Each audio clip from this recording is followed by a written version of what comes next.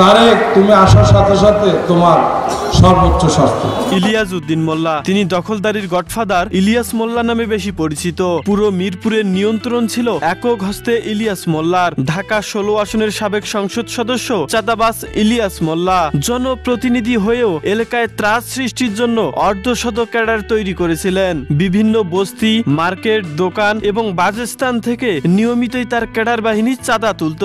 দুয়ারি পাড়ায় তিনি নিজেই তৈরি করেছিলেন রাজনীতি, দখলদারি, চাঁদাবাজ বাহিনীর আলাদা সাম্রাজ্য। সেখানকার সরকার, প্রধানমন্ত্রী থেকে শুরু করে সবকিছুই তিনি নিজে।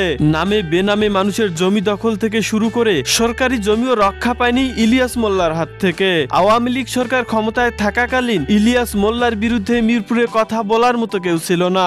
দখলদারি, চাঁদাবাজি, টেন্ডারবাজি করে তৈরি করেছেন চোখ কপালে উঠে যাওয়ার মতো সম্পদ। দর্শক, ইলিয়াস মোল্লার জীবন বৃত্তান্ত এবং ইলিয়াস মোল্লা সম্পর্কে